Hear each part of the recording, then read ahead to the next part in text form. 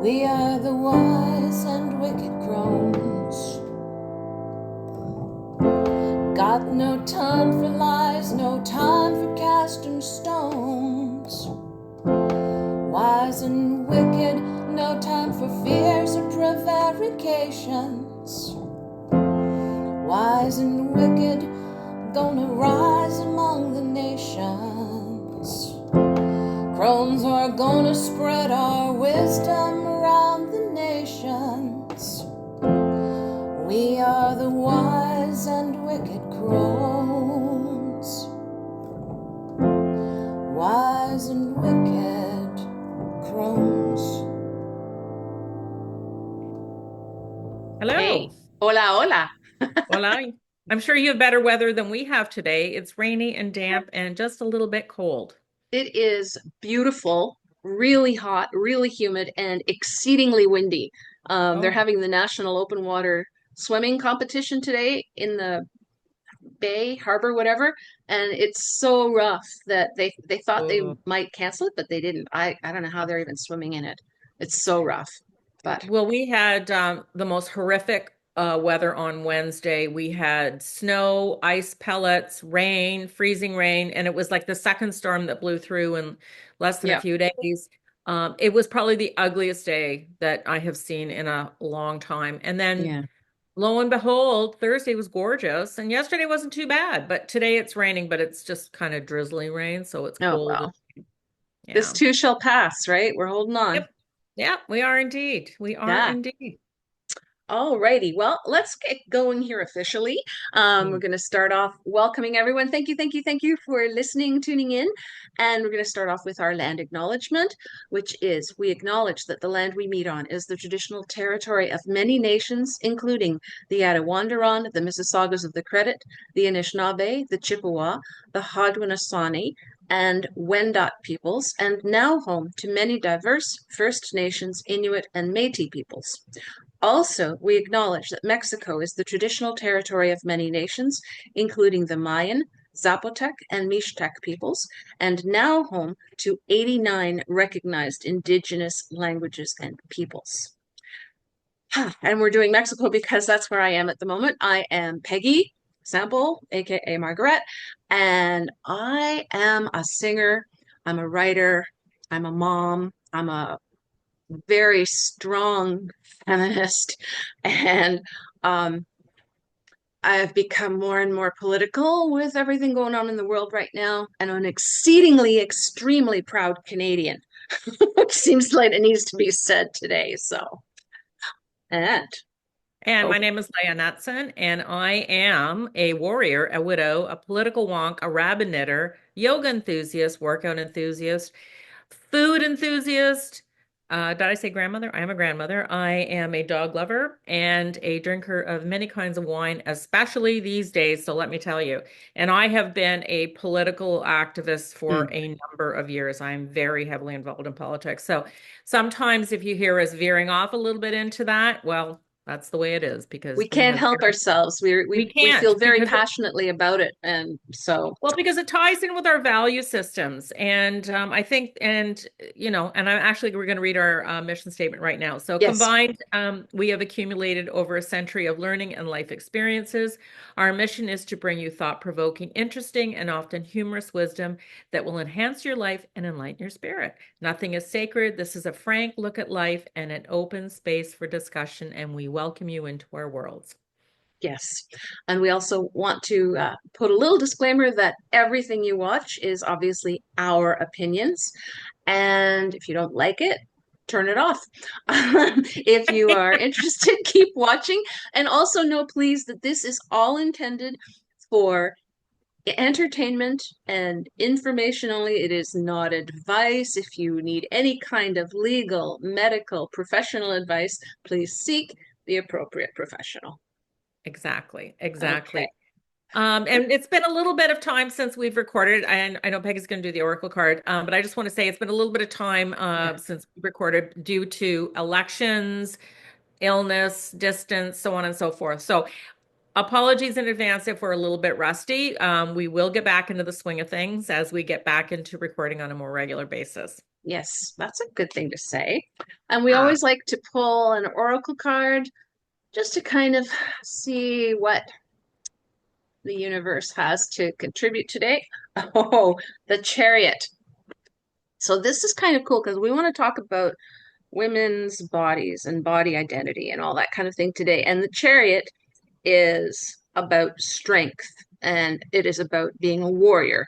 And here you have this woman who is such a warrior. She drives her own chariot without even holding the reins. You'll see she has a battle axe with which she can chop off heads, like the one on the chariot, or she can just cut a pomegranate in half, pomegranates being the original fruit of wisdom. And over top, you have the sacred Pleiades, which is the sisters, and tree of knowledge in the background. So, all that chariot is really kind of an appropriate card for today. So, bodies, women, where do we start? women's bodies, women's bodies. Well, we can start by talking about our own bodies and how we view Yeah. our own bodies and how we've been viewed. And I've always had a love-hate relationship with my body, not my body, my figure. Hmm. Which I think is two different things because my body is actually pretty good. I am in good health. I'm 68 years old. I exercise regularly. I'm strong. I'm fit. I have a low resting heart rate. I have low blood pressure. All these things are good. I have high cholesterol. That's the only thing. And I have a thyroid problem, but that's whatever. But I've so, my body, I respect my body. It's my figure that's always been challenging because I am shortish and I am large chested. I have literally no hips, so I'm kind of a, Mm. inverted triangle just all the way down. And literally I have no bum, so my pants hardly ever stay up. That So has that's never been my problem. my problem.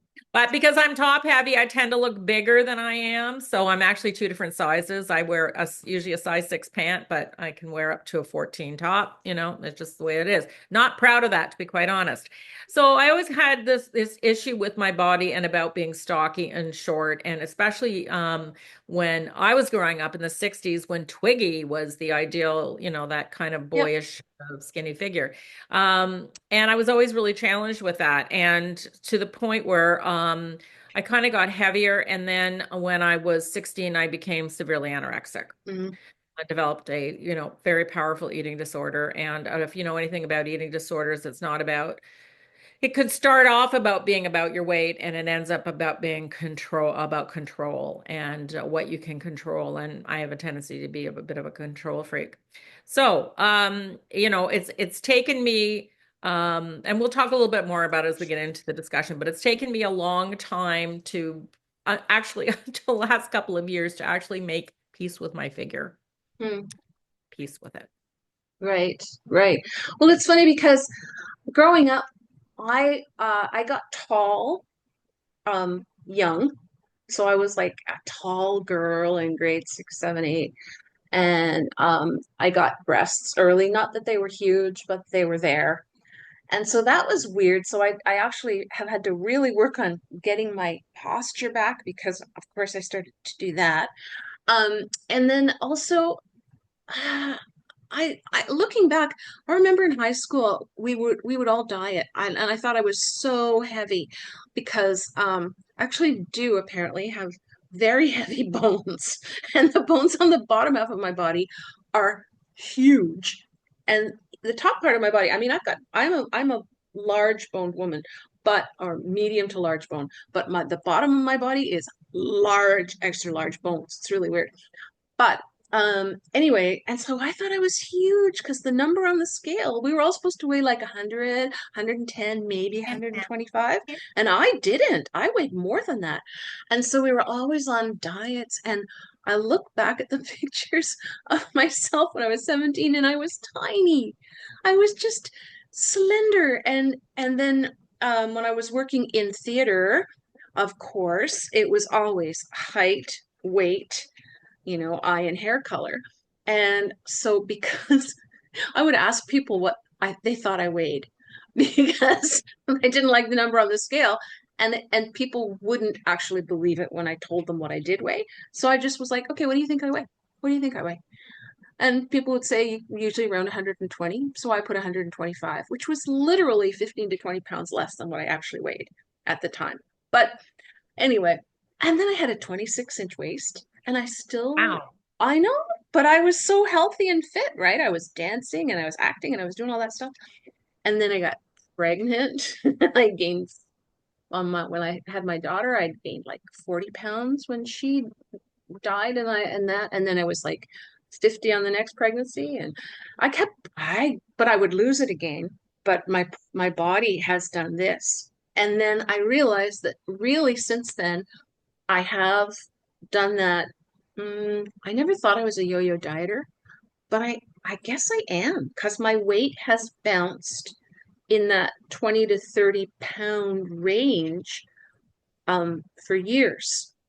And Is it you know, dieting or is it eating habits? Like, are you yo-yo dieter or are you a yo-yo eating habits? And I think those are two completely different things in a so what way. happens is if I do not really closely monitor what I eat, I gain weight. Yeah. And so sometimes I just don't bother monitoring, and then all of a sudden I, I've gained 10, 15 pounds, and it's like, and then I have to I don't even call it dieting anymore. I call it a food plan, a meal plan, but yeah. it's still it's watching, it's all that stuff that I can't do. Um, but I've also decided, screw it. I love my body. Again, figures are can be problematic, and I've had to learn how to deal with having a belly in the last year, 2 years, that I never had such a belly. So this whole, I guess since menopause, right? Since I officially hit menopause, I've suddenly got this belly that I'm not used to knowing how to dress. But I'm also going, screw it. I wear two-piece bathing suits here. And at home, I wear two pieces, which I didn't when I was younger. Mm. Because, I didn't think I was tiny enough, um, except one summer.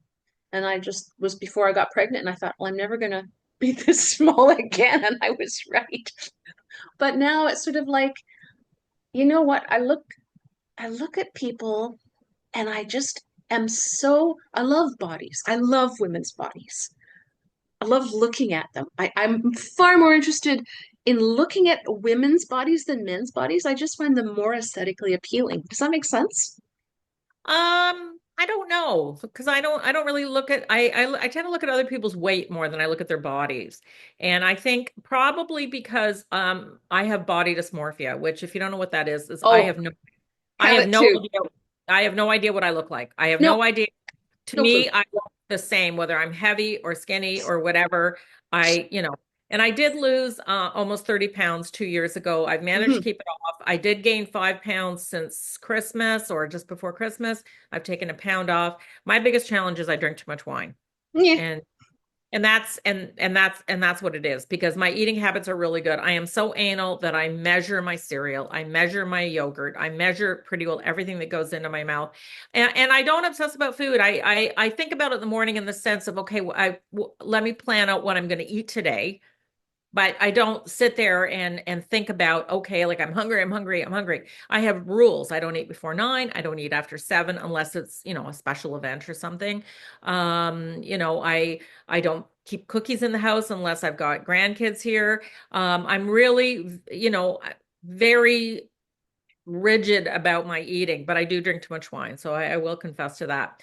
I also have a gorilla body because I've never had that lovely, except when I was anorexic, that lovely concave stomach that some women have where it kind of goes in and looks flat and flat stomach muscles. I've never had that. Even And when I had a 26-inch waist, Leia, I still had this sweet little round tummy, but it was a cute little round tummy, not a. But mine is high, so it's not cute. So when I was ever pregnant, I would have to wear maternity clothes at 8 weeks because I would carry the baby so high, like it's high fat. It's not, and that's the worst kind of fat. In other words, Hmm. I'm an apple body, which is not good. Um, and yeah, and that. And to your thing about weight, I weigh more than they used to say, okay, for every inch over like five Oh yeah, feet, yeah. The French recipe or whatever, but yeah. that's baloney. That's absolute baloney. And I Garbage. really, really, well, my bone density, when I had it done a few years ago, the doctor said to me, you've got the bones of a 16-year-old. So I took that as a compliment. So I've got really good, sturdy, strong bones. I've managed to knock on wood, never break anything so far. So, that all in all, that was good. The thing about having breasts, really big breasts when I was a teenager was the treatment from guys, in school, the treatment out in the street, the objectifying, all that kind of stuff. And you don't really know how to handle it. And I don't want big boobs. I still don't want, I'm glad I have breasts. They fed my kids, but not thrilled with that. And and society's visions of how women should look body wise have changed, a little bit over Oh, the. and that's where you can look and see where the wealth is, right? You can see in a society based on what is attractive in a woman. So back in the day when it was the Rubenesque, curvy, voluptuous, fleshy, it's because only the people with lots of money could afford to look like that. And then it became the really skinny, I mean, there were other things, but even like the flappers, then it went into the really Skinny. thin, and then that sort of went away a little bit during the 50s, but then it came back with Twiggy, and now it never really has gone away since then, has it? Well, except no, I'm not Except sure. now it's more fit. Yeah, Uh, but what there's actually two then. There's the fit body, and then there's the artificially altered body with the skinny tiny waist with the large breast with the big big bum. Now, yeah. I was promised hips when I went through puberty. That never happened because I'm literally straight up and down. I'm still waiting for those hips to show up. But, so there's that kind of artificially enhanced body, which again isn't real. And, and also too, like again about the body perceptions, like my first husband, who's still around and alive, is like he's obsessed with weight, and he would kind of torment me and humiliate me about my weight all the time. That's just rude. Yeah, it is rude and it's insulting. And it was a passive aggressive form of whatever. He would come up to me and poke me in the belly, like like just stuff like that, and make a lot of really really insulting remarks, and it was really an issue. It was a huge issue between us. And then you flip over to Bob, who's my second husband, and he thought that I was just fantastic. He thought I was drop dead gorgeous, but I never got over the discomfort of being naked in front of a guy. Mm. I managed to do it with Bob, but I was always really self-conscious. And I'm a Finn. We sit in the sauna naked, Yeah, like it's, yeah. but really, really, really uncomfortable about that. And to this day, I am kind of ashamed to admit I cannot look at myself naked in the mirror. Hmm. I avert my eyes. Or Wow. even if I'm wearing a bra and underwear, I don't want to look at myself Huh. until I get my clothes on, and then I look at myself. I am really uncomfortable with looking at myself Huh. naked Huh. because I was so judged for so many years Right. about my value, in terms of, and I think I might have said this anecdotally on one of our things, but I did briefly flirt with online dating, after Bob passed away. And one guy, messaged me, well, your face is okay, but I need to see your body. And I messaged him back, I'm not meat. You're not buying me by the pound. So forget it, get lost. Anyways, forget about that whole incident. That was just horrific. Well, I'll just say a couple of things here. One is that when you say you have no idea what you look like, I will actually be on the beach or whatever with Brent, and I'll go, "Am I as big as that woman? Is that am I bigger than her or smaller than her? I have no clue." And I don't, do you ever remember that show where they would line up women in their underwear and Yeah, women would be told, said, where do you fall? And women always thought that they were bigger, way bigger. Yeah, way what was bigger. it so called? That it was British, and was it Something naked? about naked, something see me Yeah, naked, or it was a yeah, and great show. It was a British version and there was a Canadian version too. Ah, And well, I watched that. I do remember that. And then they would give you a glam makeover and you'd look like fantastic in your underwear. So you get the yeah, right underwear, you look great. get the right underwear. Yeah. But and they also have done studies that show women always think they're bigger than they are, and men always think they are fitter and more handsome, whereas women always think they're well less in good shape. I just think But that's I funny. also think there's some women But who then think they're smaller. I think there's some women who think they're smaller than they are. well, And I yeah, and then but like I say, I can't tell anymore. I have I no can't either. no concept. I don't mind looking at myself in the mirror, especially right now. I've got all these great tan lines. Can you see this? Yeah. I've got like amazing tan lines, so that's kind of fun, especially since they're in bikini shape. Yeah. Okay. But I'll tell you, it was a couple of years ago. It was actually the year that I was on the beach, and it was when Russia invaded the Ukraine. Okay, so and there was a wonderful woman who we had become friends with. Her and her husband and their family was all there. And but what was cool about her was she was a large, fit, but really quite heavy woman, and she wore these itsy bitsy teeny little bikinis.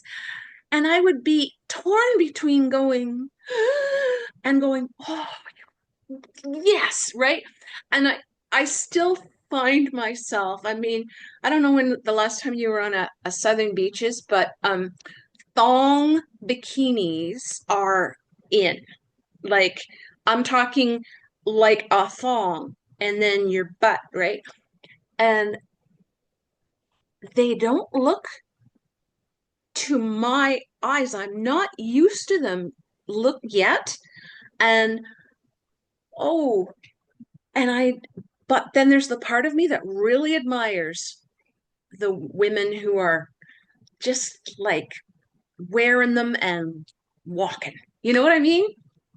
Well, it's funny because because Bob appreciated my body, and I know slim at that point, when I first met him, certainly at, towards the end that we both put on a lot of weight, but, I started wearing thong underwear. I would wear a lot of sexy dresses, sexy tops, push-up bras, just because he loved big breasts and Mm. wanted to make myself look really, really sexy for him. To because he appreciated it, right? And he made me feel like a princess. So Since he's passed, though, I find that, and maybe it's an age thing. I mean, I ditched I wore the G-string underwear, like literally the G-string, ditched those. they're so Uh, uncomfortable. Actually, I didn't mind them. I found them really comfortable. I wear the granny panties now, and I rarely show any cleavage, rarely. And I just don't want to. And I mean, I do have a bit of the wrinkly chest here too, but I just don't want to. I don't want to look. I'm not aiming to look sexy anymore. I don't want to. I like to look sophisticated. I like to look pulled together. I like to look well dressed, well groomed, but I don't want to. I don't want to bring sexy back. And It's that's gone. because that's also what's going on in your whole life, right? And so when our bodies can also reflect how we're feeling, and when we're strong, and we can stand strong, and not be hiding, and like so much of it we hide, right? Like so much of our lives. I don't know. I feel stronger now as a person, as a woman, as an individual than I have ever felt in my life. I feel stronger, more control, more powerful, and I feel like I have more influence because I have standing in my community, and I get respect, and that for me is really, really important, especially as a woman getting respect. So what I'm getting respected for is not my appearance, not my weight. It's what not even so much who I am, but what I do. And I think that and that kind of feeds into that loop of self-respect and confidence. And so a lot of the issues that a lot of women unfortunately go through with lack of confidence, things like that. I'm not feeling like that anymore. Well, that's wonderful, right? I have, yeah, I have supreme confidence in myself now, but it's taken me a long time. It's taken me to get into my late 60s to bring that home. Well, and part of it is not caring what other people think of how we look. It's like that's not what when we're younger, women are so forced to be seen in certain ways and to try to present themselves in certain ways to either hide or to like to garner attention or to hide and as we get older it's like no, the looks we're still maybe dealing with it a little bit ourselves, like me in bathing suits or whatever, but we're not, that's not what it's about. Do you know what I mean? It's about, here I am, this is what's important to me, and if you don't like it, I don't really care. Yeah, It's exactly. whereas Yeah, I used to care. Oh, but we all cared because we wanted to be desirable, we wanted to be appreciated, we wanted to be attractive.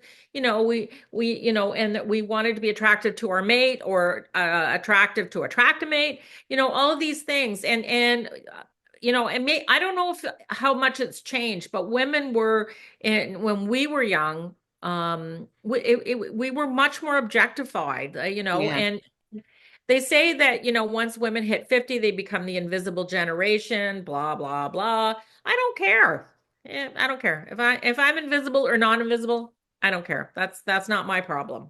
Well, because we're not it, it's not what's viewed as important by us.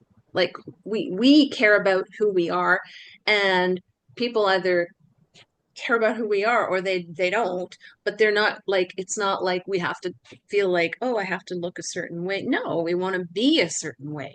I think that's a huge thing, you know. I think there are people who, value appearance, like my ex-husband, and I don't mean to pick on him, but this is his psychology, is that he believes um, appearance is everything. He thinks because if you look good, there you must be a better person. And he doesn't see, and to this day, I say this to him over and over again, that those are two completely different things. But his judgment of quality is by solely by appearance and by weight. Does he judge himself that way too? Well, yeah, and he's been on he's 70 years old. He works out at least 3 or 4 times every week. He rides a bike, he downhill skis, he plays pickleball.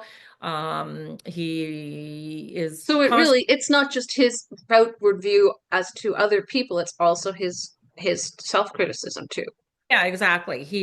But he thinks he's fantastic. He thinks he's all that in a bag of chips. Well, Um, but he again, judges the world by he judges people by their appearance. hmm, it's so funny, right? Like you were mentioning big butts, big breasts, and I remember padded bras were such a thing when we Mm, were kids. hmm. And then I when I first saw padded pants, like to give you Oh, bigger yeah, butt, I yeah. couldn't believe such a thing. But that because I always had my butt was always too big in my own mind, right? But it was sort of like, I never wow, thought of you as a big butted girl. I'm sorry. I never thought of you as a girl with a big butt. And I've known you for oh, what, 5 years? So no, I always thought of known me you a as long just, time, yeah. yeah, I know. I always Hmm. thought you were just like slim and normal and, like See, and and that I never thought of you as being yeah. like it's so Oh, weird what we I do to have been ourselves. big. I have been as high as 188 pounds, I think. Yeah. And as low as 94. So, well, Wow. I don't think I weighed 94 since I was maybe 12. no, and I got really skinny when Bergen was little because the nature of her disorder and when Yeah. it kicked in and I couldn't eat and I was suffering from enormous amount of stress and I think I got down to about maybe 115 pounds, 120 pounds, which for me is really I weigh a lot more than that now, even though like I don't wear a big size in clothing, but it's like I said, it goes back to that. But I was really, really, really, really thin. But I gotta tell you, I have clothing in my closet, all of which fits from size 8 to size 16. And some of it is from the same store. So it's Yeah. like, no wonder we don't know how big we are in some ways, right? We Yeah. don't know what we look like. And you go back to the ideal of like Marilyn Monroe. I mean, she didn't, she was considered to have an amazing figure. Sophia Loren, these were all very, very voluptuous Yeah. women with breasts and hips. And even if you look at the chef Nigella Lawson, You know, that's not a slim woman. She's gorgeous. She eats whatever she wants and she looks fantastic. So yeah, you know, I think you have to be so again, so the difference between figure and health. Health is the Totally most are important. important thing. Health is And it. and also just loving on ourselves. You know, I remember when I was doing an acting class, oh God, I was like 22. And the teacher said, you know, I realized a year ago, and she was short, like, well, shortish, right? 5'3", and just sort of cuddly, not huge, not skinny. She said, I realized I was never going to be 5'11" and 120 pounds. So I just decided I would be my best me. And I was like, I'm never going to be like that. I'm never going to. And that was at the time what we were meant to look like. That was, you know, so it's That like, was not yep, our destiny. So what you have to remember about yourself too, and I mean you collectively, all of us, is that whatever we look like now is the best that we're yeah. ever going to look again. I Okay. keep saying that to people. When if not now? When if not now? You know, and again, go back to celebrating the body that you have and respecting it. So don't like not eating garbage, getting sleep, not drinking too much, Leah. You know, doing all moving, exercise, doing all these things and celebrating and celebrating the life and the things that you can do. Because when you can't do them anymore, you will regret You it. will So, regret it. you know, and And we're you not know, yeah, and the other thing is when you're showering is to like, oh, I love my arms. They're so strong and they're so good at hugging. And oh, I love my collarbones because I can always, you know, and oh, like to just love on yourself. Love on yeah. yourself because Love on we're yourself. so mean. We are mean. We're so hard on ourselves. And I have to appreciate the fact that, I live in a three-story house. I can run up and down the stairs. You can attest to that. You see me do it. I've Um, seen you. I know I could get down on my hands and knees with my little grandchildren and play on the floor and then get back up again unassisted. I can do these things, you know. I can take my dogs for walks. I can do this. I can still maneuver my 110-pound disabled daughter around. These are all the things that I can still do. And that is what's really important. So again, it's health. So, you know, not that weight doesn't matter. If you're morbidly obese or even obese, that's an issue because that puts strain on all your Your joints, that puts health. your health and your health. That's your health, but it's back to your health. It's not about the figure. It's not about being perfectly proportioned. It's about your health. So health is the most important thing. And my mother And would used to say, if you don't have your health, you got nothing. And there are skinny people who are not healthy either. That's just Exactly. because of the way their metabolism works. They can be very skinny, but they've got all of the health issues that one would normally associate with overweight. Or but it's nutrition and it's activity and it's like, It can even be oh cholesterol. Have you ever seen the British show? It's called Super Size versus Super Skinny. no. Oh, you should watch it. You can get it on YouTube. So I like the later seasons 5 on. And what they do, it's in Britain, and he's a doctor, and he takes. I think the show's off the air. So I'm positive it's off the air. So what he would do is he would take somebody around the 300-pound mark and pair them with a super skinny person, both of whom had atrocious eating habits. And he So that would, once they were eating yeah. pizza like Oh yeah. And then he would take the heavy person and send them to the US to meet with those people that you would see on a 600-pound life. yeah. Because he would say to them, this is what you're going to be like if you keep going. And it was and then the super skinny and the super size would have to trade diets for like 2 or 3 days or whatever. And they would be in what they call the feeding, what a clinic, or I don't know. And it was eye-opening for both of them, the damage that they were doing to their bodies by eating too much, not eating enough. And the thing is, though, they rarely were the people who were eating too much eating good food. They were eating a lot of takeout, a lot of salt, a lot of crap, a lot of junk. And then the people who weren't eating were doing things like drinking 15 cups of coffee a day and smoking cigarettes to curb their hunger. So they were both destroying their bodies. And it was really, really, really intense. Anyways, it just came up on my YouTube feed. I started watching it again. I haven't watched it in years, but again, it made me really mindful of a mindless eating and some of the bad habits that we can fall into when we're not paying attention. So Or the other paying attention to the wrong thing. yeah. And there's a saying that we used to have in Party Light, intention, attention, no tension. So you have to have an intent to take good care of yourself, pay attention to what you're doing, and then that reduces the tension or the stress in your life when you're actually doing those good and healthy things for yourself. Wow. So to kind of to wrap it up and take it back full circle from where I started again, there's a difference between your figure and a difference between your health. Those are two different things. So it's health that's more important than figure, and love the body that you have. And work at being healthy and work at loving who you are. You know, take your clothes off and look in the mirror and give yourself some love, Leah. I will do that. I will do that tomorrow. I promise you. I It's promise you. it's such a neat, it's like it's an exercise. We used to have to, you know, anyway, acting did a lot of crazy exercises. But you remember them. So clearly they made an impact and they were good for you. Oh, I could keep going because there were so many wonderful things, but that love for yourself and getting away from always being judged on your looks, it's a big thing. It's a big thing. So we've got a whole another episode to talk about you know, who has agency over our bodies, but that is another conversation. So thank you guys for watching. Thanks, Thank Leah. you. Thank you. It was I fun. can't wait to see you back on Canadian soil again. Very soon. Very Before the election. Oh yeah. Oh yeah. Out of one frying pan into another frying pan. That's my anyways. All right. Talk to you soon. Love you. Bye. Bye.